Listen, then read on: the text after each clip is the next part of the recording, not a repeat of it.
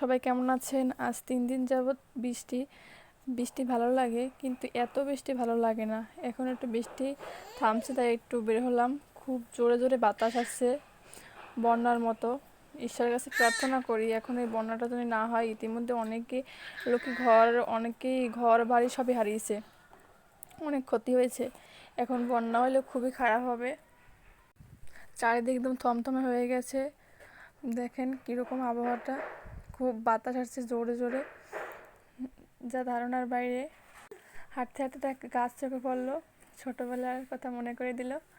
গাছটা হলো এই। তা আমি এখান থেকে 2টো পাতা ছিঁড়ে আনলাম, কিন্তু প্রচুর শক্ত।